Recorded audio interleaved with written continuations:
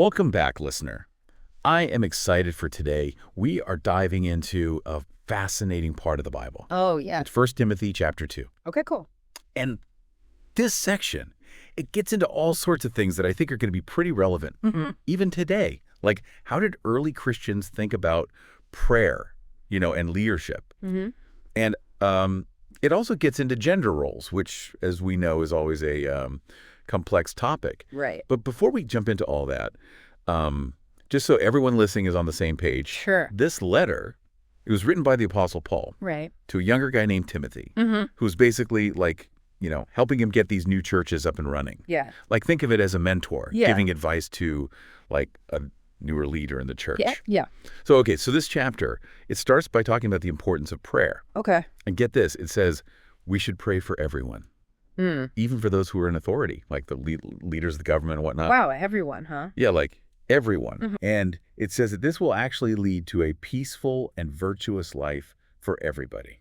Interesting. So, by praying for our leaders, we're somehow contributing to a more peaceful and virtuous society. Yeah, that's what it's saying. And, thinking about the context, Yeah. these early Christians, they were often persecuted, right? Like, they were facing real danger for their faith. Oh, yeah, definitely. They were living under Roman rule, and the Romans weren't exactly known for being tolerant of new religions. Yeah, exactly. I mean, think about it. They were often seen as a threat to the established order, and they definitely experienced a lot of pushback, even violence sometimes for just practicing their faith. So in that kind of environment, praying for peace and stable leadership, Right.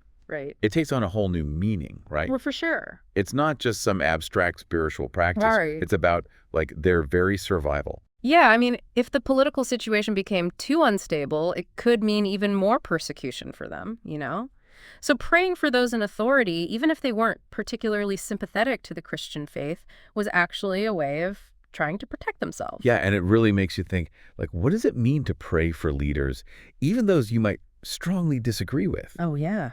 Can you genuinely want good things for them, even if their policies or actions go completely against your beliefs? That is a really tough question. It's one thing to pray for your own friends and family. Right. But to pray for someone you might consider an enemy, Right. that's taking it to a whole other level. It's are you able to see past the differences and actually wish for their well-being?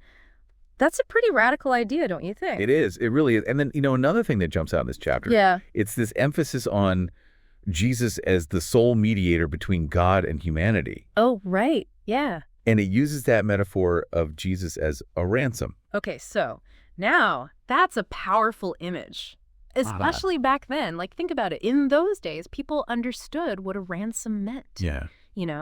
It was the price you paid to get someone back who was being held captive. Yeah. And so when they heard this idea of Jesus as a ransom, it would have really resonated with them. It was a way of saying, look, we were all held captive by sin and death, but Jesus paid the price to set us free. It's a really tangible way to explain the very profound theological concept of salvation, right? Totally. And for Paul, this was absolutely central to his message. Remember, he was writing to Timothy, trying to, establish these new churches, often in places that were very hostile to Christianity. Right. So emphasizing that Jesus is the sole mediator, it was crucial. Yeah. It was a way of defining what set Christianity apart from both Judaism and all the other pagan religions around at the time. Yeah. It was this is what we believe. This is what makes us different. Okay. So now we get to a part that, it's probably the most talked about and maybe the most controversial part of this chapter. Yeah. The instructions for women. Uh-huh. And I think it's important right from the start to acknowledge that this is where we really need to think carefully about the historical context. Oh, absolutely. Because things were very, very different back then, especially when it came to social roles and expectations for men and women. Yeah, and I think, sometimes when we read these verses, we kind of impose our own modern understandings of gender onto them, and that can lead to all sorts of misunderstandings. Yeah, for sure. So it's we got to try to put ourselves back in their shoes, and see things from their perspective. Okay, so, the text starts by talking about how women should dress and behave. Right. And it emphasizes modesty and good deeds over outward appearances. Yeah. And this is where understanding the social norms of the time is so important. Like, women's roles were often much more limited than men's, right? They were expected to focus on the domestic sphere. A home and family, yeah. Exactly. So there are opportunities for things like education or, participation in public life. They were just different. Yeah, and so their good deeds, it probably meant things like taking care of their families, being hospitable, Right, right. doing charitable work within the community, that kind of stuff. Exactly. And that's not to say that those things weren't valuable, but it was a different social context. Yeah, totally. Okay, but then we come to that verse that it really seems to cause the most tension, even today. Okay, yeah. And that's the one about women not teaching or having authority over men. Mm-hmm. And this is where we see that clash between ancient cultural norms and our modern ideas about gender equality. Right. Yeah. Like, some people read this verse very literally, Yeah. and they say, see, this is proof that women shouldn't be in leadership positions, especially in the church. Yeah. But others, they say, hold on, this was written in a very specific time and place. Maybe it was addressing particular issues in those early churches. Yeah, like maybe some women were challenging the established hierarchy, and this was a way to try to maintain order. Right. Or maybe it was about concerns over false teachings that were going around at the time. Yeah. Like, we can't know for sure. We can't.